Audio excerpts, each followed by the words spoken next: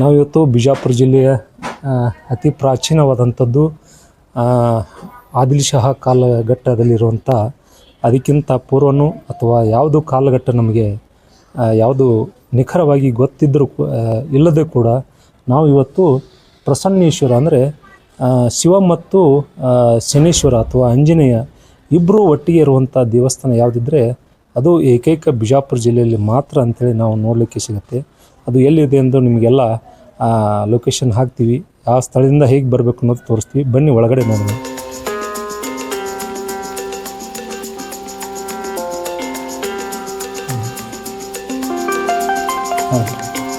ಬಿಜಾಪುರ ಜಿಲ್ಲೆ ಇರುವಂಥ ಈ ಪ್ರಸನ್ನೇಶ್ವರ ಅಂದರೆ ಶಿವ ಮತ್ತು ಶಂಕರ ಹಾಗೆ ಶನೇಶ್ವರ ಇಬ್ಬರು ಒಟ್ಟಿಗೆ ಇರುವಂಥ ದೇವಸ್ಥಾನ ಅಪರೂಪದಲ್ಲಿ ಅಪರೂಪ.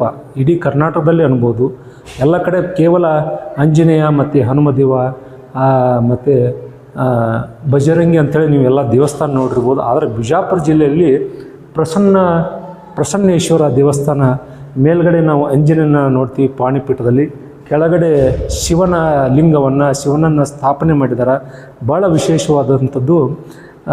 ಇನ್ನೊಂದು ವಿಶೇಷ ಏನಪ್ಪ ಅಂದರೆ ಇಲ್ಲಿ ಒಂದು ಸತ್ಯವದಂ ಧರ್ಮಂ ಚರಂ ಅಂತೇಳಿ ಒಂದು ಸಾಲನ್ನು ಓದಿ ನಿಮಗೆ ಇತಿಹಾಸ ಪುಟಗಳನ್ನ ಹೇಳ್ತೀನಿ.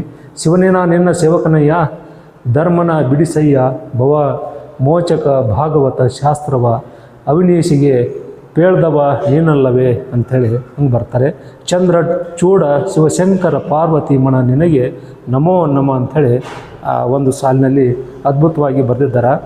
ಇಲ್ಲಿನ ಒಂದು ಏನು ವಿಶೇಷಪ್ಪ ಅಂದರೆ ಆದಿಲ್ ಶಹಾನ ಎರಡನೇ ಆದಿಲ್ ಶಹಾನ ಕಾಲಘಟ್ಟದಲ್ಲಿ ಇದ್ದಂಥ ಯಾರು ರುಕ್ಮಾಂಗದ ಪಂಡಿತರು ಹಾಗೆ ನಮ್ಮ ಕಾಕಂಡಿಕೆಯಲ್ಲಿ ನೆಲೆಸಿದಂಥ ಮಹಿಪತಿ ರಾಯರು ಎರಡು ಎತ್ತಿನ ಬಂಡಿ ಅನ್ನಿಗೆ ಈ ಇಡೀ ನಮ್ಮ ಬಿಜಾಪುರನ ಆಳ್ವಿಕೆ ಕಾಲಘಟ್ಟದಲ್ಲಿ ರಾಜ್ಯ ಗುರುಗಳಾಗಿದ್ದಂಥವರು ಯಾರಂದ್ರೆ ರುಕ್ಮಾಂಗದ ಪಂಡಿತರು. ಯಾರಿಗೂ ಗೊತ್ತಿಲ್ಲ ಈ ವಿಷಯ. ಯಾರಾದರೂ ಇತಿಹಾಸಕಾರರು ಅಥವಾ ಅಧ್ಯಯನ ಮಾಡಲಿಕ್ಕೆ ಬಂದರೆ ಮೊದಲಿಗೆ ನಾವು ಅಂದರೆ ಬಿಜಾಪುರ ಬಸ್ ನಿಲ್ದಾಣ ಕೇಂದ್ರ ಬಸ್ ನಿಲ್ದಾಣದ ನೀವು ಈ ಕಡೆ ಬರುವಾಗ ಬಲಗಡೆ ನೋಡ್ತೀರಿ ನರಸಿಂಹ ದೇವಸ್ಥಾನ. ಅಲ್ಲಿ ಯಾರು ಇದ್ರಪ್ಪ ಅಂದರೆ ಕಾಕಣಿಕೆಯ ಮಹಿಪತಿರು ಪಂಚಭಾಷಾ ವಿದ್ವಾಂಸರಿದ್ದರು. ಹಾಗೆ ಈ ನಮ್ಮ ಎರಡನೇ ಆದಿಲ್ ಶಹಾ ಕಾಲಘಟ್ಟದಲ್ಲಿ ರಾಜಗುರುಗಳು ಯಾರು ಇದ್ದರು ಅಂದರೆ ರುಕ್ಮಾಂಗದ ಪಂಡಿತರು. ಅವರ ಸಮಾಧಿಯಲ್ಲಿ ತಂದರೆ ನಾವು ಗೋಳಗುಮ್ಮಟದಿಂದ ಶಿವಗಿರಿ ಹೋಗುವಾಗ ಬಲಗಡೆ ನೀವು ಅಲ್ಲೇ ನಿಮಗೆ ನೀರೇ ಕಣ್ಣಿಗೆ ಗೋಚರ ಆಗತ್ತೆ. ಬಟ್ ಯಾರು ನೋಡ್ಲಿಕ್ಕೆ ಹೋಗ್ತಾ ಇಲ್ಲ. ರುಕ್ಮಾಂಗಮಂಡರು ಅತೀಂದ್ರಿಯ ಶಕ್ತಿ ಉಳ್ಳಂಥ ರುಕ್ಮಾಂಗದ ಪಂಡಿತರು ಇಲ್ಲಿ ಪ್ರಸನ್ನೇಶ್ವರನ್ನ ಆರಾಧ್ಯ ದೇವರಾಗಿ ಪೂಜಿಸ್ತಾ ಇದ್ರು. ನಿತ್ಯ ಪೂಜೆಗೆ ಇಲ್ಲಿ ಬರ್ತಾಯಿದ್ರು ಅಂತ ಹೇಳ್ತಾರೆ. ಅವರು ಸಮಾಧಿಯಾಗಿದ್ದು ಇಲ್ಲಿಂದ ಸುಮಾರು 1-2 ಕಿಲೋಮೀಟರ್ ದೂರ ಆಗುತ್ತೆ.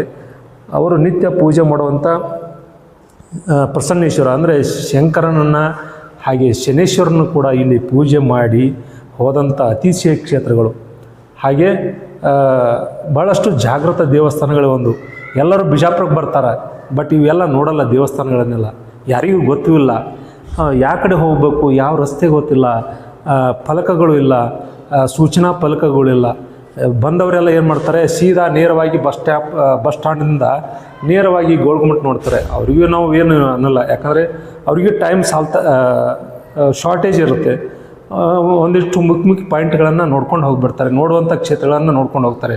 ಬಟ್ ಯಾರೋ ಆಧ್ಯಾತ್ಮಿಕವಾಗಿ ಬರ್ತಾಯಿದ್ರಿ, ಯಾರು ಈ ಬಿಜಾಪುರನ ಅಧ್ಯಯನ ಮಾಡ್ತಾನಂತ ಆಸಕ್ತಿ ಇದ್ದಿರಿ, ಈ ಪ್ರಸನ್ನೇಶ್ವರ ದೇವಸ್ಥಾನ ಇಲ್ಲಿಂದ ಸ್ಟಾರ್ಟ್ ಆಗುತ್ತೆ. ನಮ್ಮ ಇಡೀ ಬಿಜಾಪುರ ಇತಿಹಾಸ ಸ್ಟಾರ್ಟ್ ಆಗಬೇಕಾದ್ರೆ ಇಲ್ಲಿಂದ ಸ್ಟಾರ್ಟ್ ಆಗುತ್ತೆ. ಯಾಕಂದರೆ ರುಕ್ಮಾಂಗದ ಪಂಡಿತರು ರಾಜ್ಯ ಗುರುಗಳಾಗಿದ್ದರು. ಹಾಗೆ ಮಹಿಪತಿ ರಾಯರು ಕೂಡ ಆದಿಲ್ ಶಹಾನ ರಾಜ್ಯ ಗುರುಗಳು ಅರಮನೆಯಲ್ಲಿ ಕೂಡ ಇದ್ರಲ್ಲ.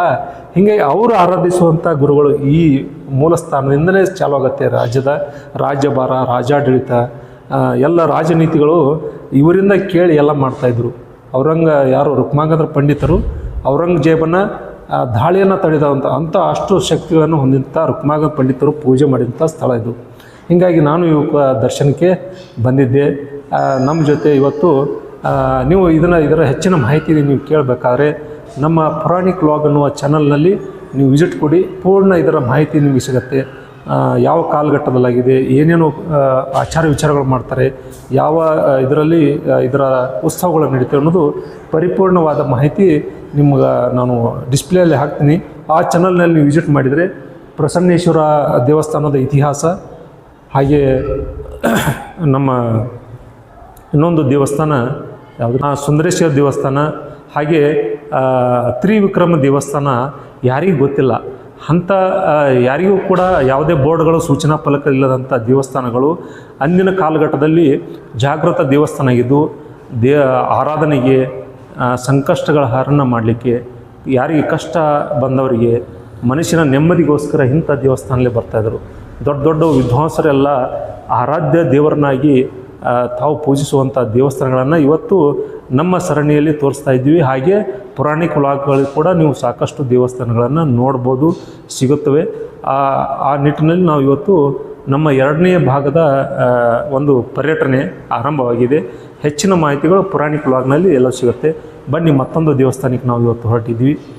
ಮತ್ತೊಂದು ಕಂತಿನೊಂದಿಗೆ ನಾವು ಸಿಗೋಣ. ಎಲ್ಲರಿಗೂ ನಮಸ್ಕಾರ.